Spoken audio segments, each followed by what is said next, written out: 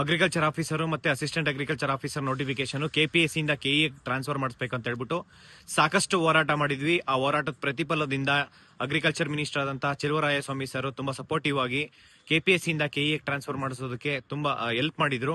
ಅದಕ್ಕೆ ಅವರಿಗೆಲ್ಲ ವಿದ್ಯಾರ್ಥಿಗಳ ಪರವಾಗಿ ಅವರಿಗೆ ಧನ್ಯವಾದ ಹೇಳ್ತಾ, ಈ ಒಂದು ನೋಟಿಫಿಕೇಶನ್ಸ್ ಏನಿವತ್ತು ಮತ್ತೆ ಕೆಇಎದಲ್ಲಿ ಹೊಸ ನೋಟಿಫಿಕೇಶನ್ ಹೊರಡಿಸಿದ್ದಾರೆ. ಸರ್ಕಾರ ಏನ್ ಮಾಡ್ತಿದ್ದಾರೆ ಅಂತಂದ್ರೆ, ಇವತ್ತು ವಿದ್ಯಾರ್ಥಿಗಳಿಗೆ ಮೂಗಿಗೆ ಬೆಣ್ಣೆ ಹಚ್ಚಂತ ಕೆಲಸ ಮಾಡ್ತಾ ಇದ್ದಾರೆ. ನಾವು ಪ್ರತಿಯೊಂದು ಹೋರಾಟ ಮಾಡಿದಾಗೂ ಬರೀ ಒಂದು ನೋಟಿಫಿಕೇಶನ್ ಮಾಡೋದು ಸುಮ್ಮನೆ ಇರೋದು. ಈ ಒಂದು ನೋಟಿಫಿಕೇಶನ್ ಮಾಡೋದ್ರಿಂದ ವಿದ್ಯಾರ್ಥಿಗಳು ಯಾರು ಸುಮ್ಮನೆ ಇರಲ್ಲ. ಇದೇ ತಿಂಗಳು 21ನೇ ತಾರೀಕು ಅಂದ್ರೆ ವಿಜಯಪುರದಲ್ಲಿ ಅಂದ್ರೆ ಬಿಜಾಪುರದಲ್ಲಿರುವ ಶಿವಾಜಿ ವೃತ್ತದಿಂದ ನಾವು ದರ್ಬಾರ್ ಗ್ರೌಂಡ್ ತನಕ ನಾವು ಪಾದಯಾತ್ರೆ ಮುಖಾಂತರ ಅನಿರ್ದಿಷ್ಟಾವಧಿ ಪ್ರತಿಭಟನೆ ಮಾಡ್ತಾ ಇದೀವಿ.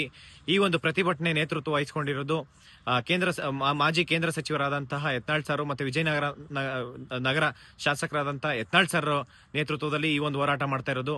ಯಾವುದೇ ಕಾರಣಕ್ಕೂ ಪ್ರತಿಯೊಂದು ಇಲಾಖೆಯಲ್ಲೂ ಸರ್ಕಾರಕ್ಕೆ ಇನ್ನು 2 ದಿನ ಗಡುವಿದೆ. ಇವತ್ತು 18 ಮತ್ತೆ 19, 20 2 ದಿನ ಗಡುವಿದೆ.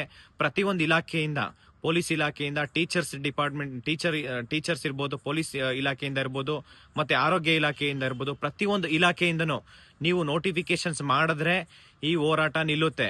ಮತ್ತೆ ಕೆಪಿಎಸ್ಸಿ ಆಗಿರುವಂತಹ ಅಕ್ರಮಗಳನ್ನ ಸಿಬಿಐ ತನಿಖೆ ಮಾಡಬೇಕು. ಅಲ್ಲಿವರೆಗೂ ಈ ಒಂದು ಅನಿರ್ದಿಷ್ಟಾವಧಿ ಹೋರಾಟ ಯಾವುದೇ ಕಾರಣಕ್ಕೂ ನಾವು ನಿಲ್ಸಲ್ಲ. ಸರ್ಕಾರಕ್ಕೆ ಇದು ಎಚ್ಚರಿಕೆ ಕೊಟ್ಟಾಗಿದೆ ತುಂಬಾ ಸತಿ. ಇದು ನಿಮ್ಗೆ ವಿದ್ಯಾರ್ಥಿಗಳು ಏನಂತಂದ್ರೆ, ನೀವು ನೋಟಿಫಿಕೇಶನ್ಸ್ ಮಾಡಿದ್ರೆ ನಿಮ್ಗೂ ಒಳ್ಳೇದು ಮತ್ತೆ ವಿದ್ಯಾರ್ಥಿಗೂ ಒಳ್ಳೇದು.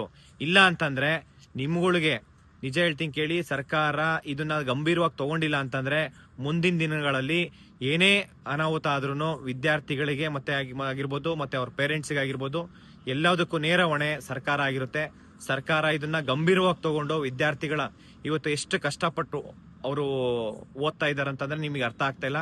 ಅದನ್ನ ನೀವು ಅರ್ಥ ಮಾಡ್ಕೊಂಡು ಈ ಕೂಡಲೇ ಪ್ರತಿಯೊಂದು ಇಲಾಖೆಯಿಂದ ನೋಟಿಫಿಕೇಶನ್ ಹೊಡಿಸಿ. ಇಲ್ಲ ಅಂತಂದ್ರೆ ನಾವು ಯಾವ ರೀತಿ ಹೋರಾಟ ಮಾಡ್ತೀವಿ ಅಂತ ಹೇಳಲ್ಲ, ಮಾಡಿ ತೋರಿಸ್ತೀವಿ. Thank you so much.